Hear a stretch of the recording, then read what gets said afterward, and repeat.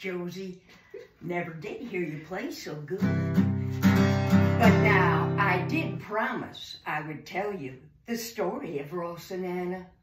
I've heard about them young couple. Well, I'm going to do it now. So, did you know my grandma? She told me this story so long ago, but I remember it. I remember it well. Now, Ross and Anna, they were two young folk who lived here in the hills, the Ozark Hills, that is. And everyone throughout the hills knew that one day they'd be man and wife. And when we all heard there was to be a wedding, everyone was happy as could be. Ross's daddy gave him 30 acres of prime Ozark hill land. There wasn't a flat piece in that 30 acres. And so they decided to build their house atop one of our mountains. Yes, we call them mountains. You might call them hills, but you're wrong. They're mountains to us. And on top of that mountain, so beautiful among the pines, well, there was a big flat rock. That could be the floor of their cabin. And in the center of that rock, a strange thing, a natural thing, it was a hole.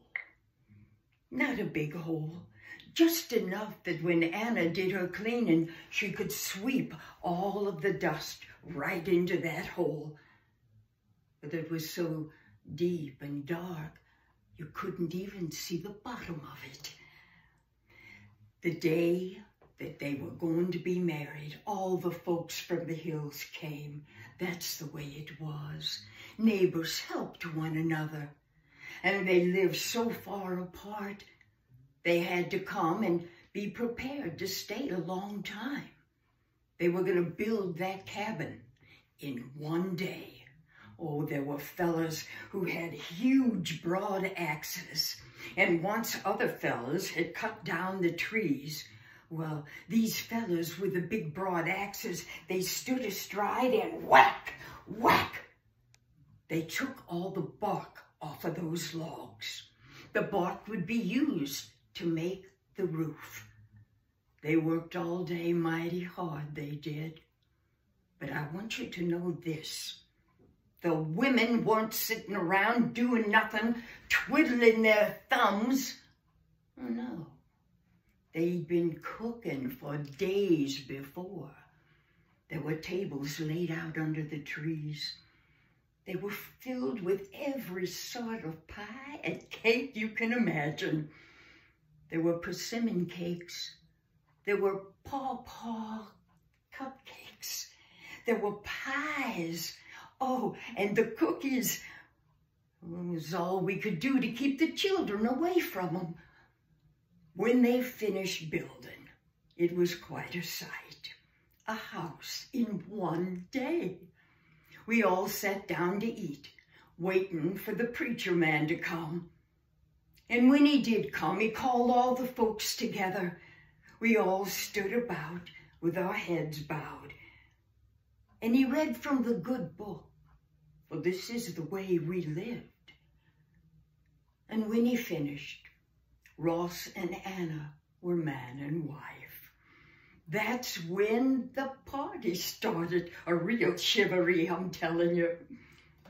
There was music playing, fiddling. Oh, we had 3 fiddlers, we did. We had a guitar, and we had all sorts of banging instruments. It was a lovely party. But when it began to grow dark, a chill came.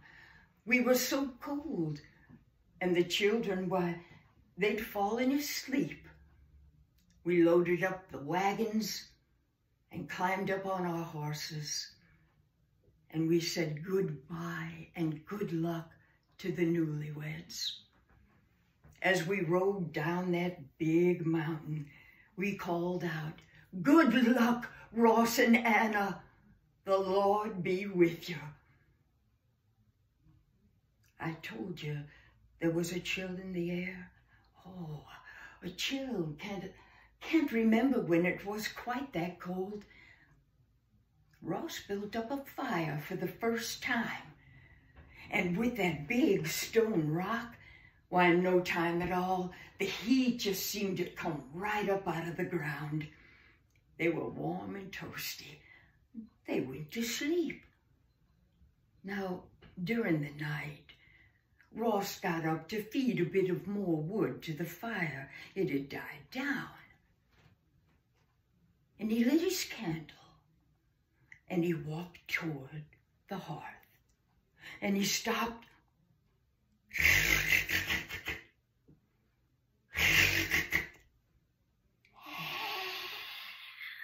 And everywhere he looked, there were writhing rattlesnakes. Well, the last thing Anna ever heard him say was, "Don't get out of bed, Anna, no matter what you hear." And the night passed. And so, you'll have to have us come and hear the rest of the story, 'cause I ain't gonna tell it to you now. Well, that's how it went, but there's more. Oh, there is much more. More to the story, and more to the playing and singing.